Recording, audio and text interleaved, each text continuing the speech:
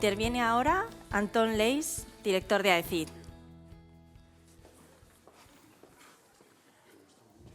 Bueno, muchas gracias, Mercedes, por la invitación y a NECA por la alianza, ¿no? Hemos escuchado aquí, por boca del ministro y de Mercedes, palabras como conocimiento, calidad, confianza, co-creación, innovación. Yo me quedo con esa palabra, ¿no? La palabra alianza, que es la que de alguna manera sellamos aquí y la que queremos reforzar desde la AECID. Las agencias de cooperación estamos transformándonos. Si me preguntáis hace algunos años, pues estaríamos pensando en estaríamos aquí para lanzar nuestro proyecto, ¿no? Una cosa hecha y dirigida desde la AECID. Cada vez más nos estamos acostumbrando a trabajar no solo por cuenta propia, sino a trabajar sobre todo y fundamentalmente por cuenta ajena, para conectar, tejer esos puentes, en estos casos puentes transatlánticos entre América Latina y Europa, entre América Latina y España. Y yo creo que el trabajo de la mano de instituciones como ANECA, en este caso, en el ámbito de la calidad y de la educación superior, es un poco un modelo del tipo de alianzas y el tipo de proyectos que tenemos que hacer. Yo creo que lo sabéis bien, bueno, decía el ministro que estamos ante un cambio de época. Estamos también en un momento muy difícil que conoce el mundo y que conoce la región. Sabéis que apenas nos estamos recuperando de la triple crisis sanitaria, social, económica de la pandemia. A América Latina le ha pegado de manera muy dura las tres crisis, y ahora estamos en un contexto pues, de crisis también internacional, ocasionado por un lado por la injusta y legítima injustificada agresión de Rusia a Ucrania, pero una serie de crisis, un momento de crisis también superpuestas, ¿no? La crisis climática, etcétera. Y esto no está afectando a América Latina de manera fundamental. Las crisis son también momentos de oportunidad, y lo estamos viendo en muchos países de América Latina, ¿no? Donde está el embajador de Colombia aquí, donde se abren momentos, ¿no? de puesta en cuestión o de reforzamiento, de renovación del contrato social, ¿no? Y yo creo que en este ámbito nosotros desde la Cooperación Española estamos apostando por favorecer este tipo de procesos. Yo creo que en concreto el ámbito educativo, las brechas educativas que ha dejado la pandemia, desde luego en el ámbito de la educación primaria, secundaria. Pensad que en muchos países de América Latina los niños y las niñas, pienso en algunos países centroamericanos, han estado prácticamente 2 cursos académicos, ¿no? El impacto que eso va a tener incluso en el crecimiento económico de los países, la formación de capital humano es fundamental. Hace apenas unos meses el Banco Mundial hablaba de que esto podría costar alrededor de 1,7 billones de dólares únicamente en crecimiento económico. Desde luego esto ha afectado también a la educación superior, en términos, por un lado, en la formación, pero también en la generación de conocimiento científico, ¿no? Un papel fundamental de las universidades. La educación, el ODS 4 es uno de los motores fundamentales, una de las prioridades fundamentales de la cooperación española, de la AECID. Se encuentra presente en muchos de los marcos de asociación país, con los países en los que trabajamos. Trabajamos pues, desde el reforzamiento de las competencias básicas, el refuerzo de aprendizajes, en el ámbito de la educación primaria y secundaria, la prevención del abandono escolar, la construcción de sistemas robustos de seguimiento, la gobernanza del sistema educativo, la innovación educativa, la adaptación de los sistemas educativos a la digitalización. Y ahí tenemos un programa, en estos momentos el programa Educa, para fomentar las habilidades digitales y cerrar precisamente esas brechas digitales. También en el ámbito de la educación superior trabajamos en el ámbito de este fondo o de esta línea de trabajo en El Salvador, en Honduras y también en Cuba, en concreto con el ámbito de la educación superior.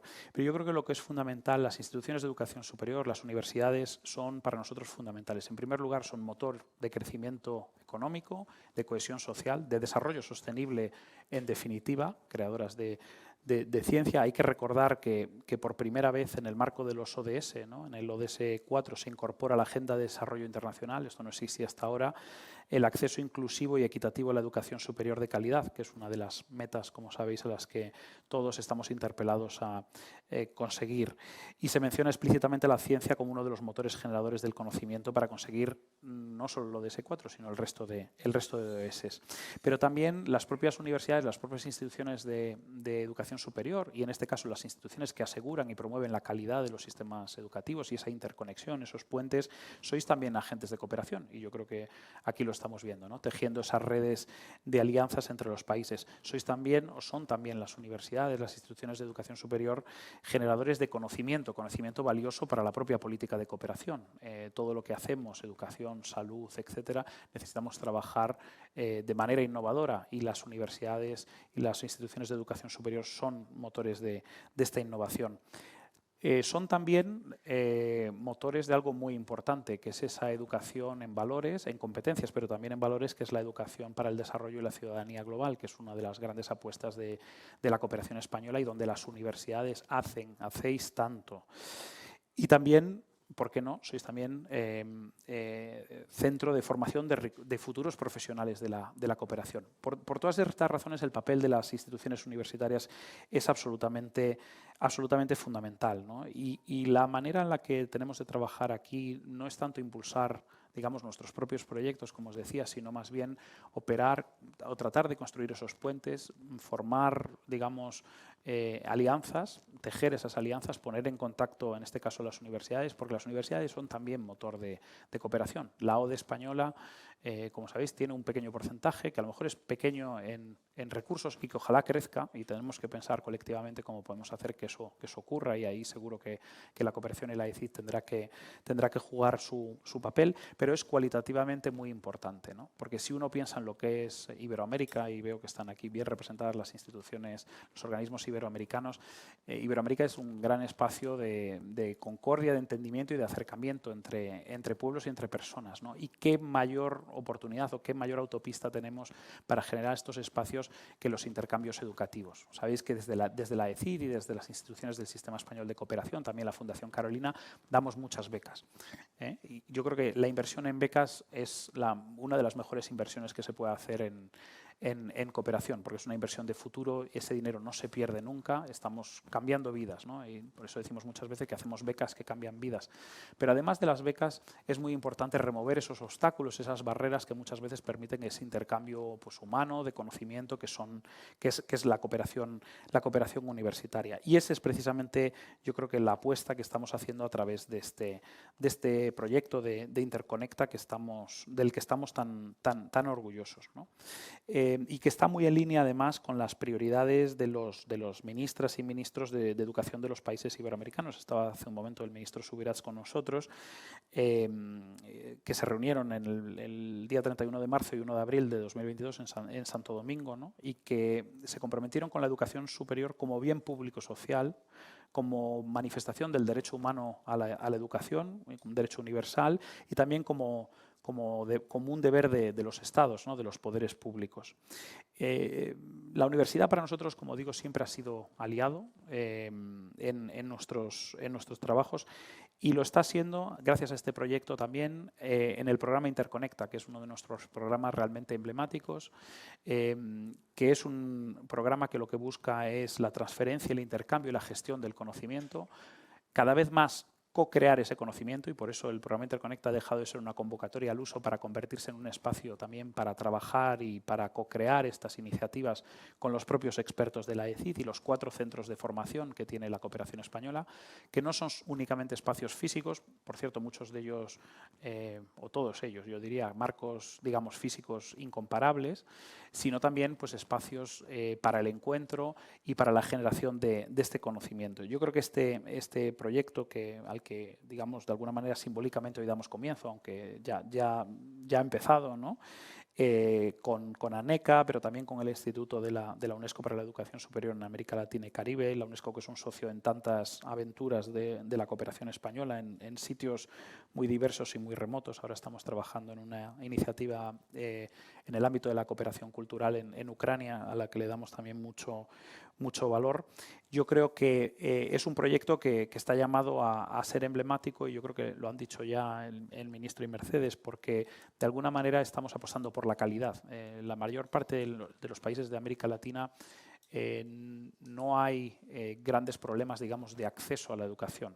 Si uno mira las tasas, pensando en la educación primaria o secundaria, ¿no? Las tasas de participación de los niños y niñas en la educación, aunque hay riesgos claramente graves ahora con la pandemia de muchos niños y muchas niñas, sobre todo niñas, que han salido del sistema educativo y que vamos a ver si vuelven, pero es absolutamente fundamental. Es esa apuesta por la calidad, ¿no? No tanto la participación, sino que la calidad de la educación sea buena, ¿no? sea sólida, ¿no? Este proyecto se oferta a los ministerios con responsabilidad en la gestión de universidades e instituciones equivalentes de los países de la región. Y además de trabajar en aspectos técnicos, ¿no? La integridad académica, la acreditación, la sostenibilidad, diversidad, equidad, inclusión, taxonomía del conocimiento en español, la transformación digital, yo creo que tiene un gran valor y que es la construcción de esa red. Es decir, aquí se inicia un camino, el proyecto tiene una duración, pero esperamos que esa red perdure y que esa red permita una cooperación cada vez mayor entre las instituciones, la NECA y sus instituciones homólogas. Y yo creo que esto además va a tener un resultado importante, que es no solo la mejora de la calidad del espacio superior del conocimiento en la región, en los dos lados del Atlántico, sino que además va a concluir con un producto de conocimiento que va a quedar ahí y que esperemos que sea también marco de referencia. Concluyo. Yo diría que ante todos los retos que os comentaba al principio, ¿no? Para la educación, para los países, para las sociedades, para América Latina en su conjunto, para el espacio iberoamericano, para Europa, para América Latina, tenemos que apostar no por construir muros, sino precisamente por lo contrario, que es construir puentes. Y ese es, desde luego, el papel de la educación, el papel de la cooperación.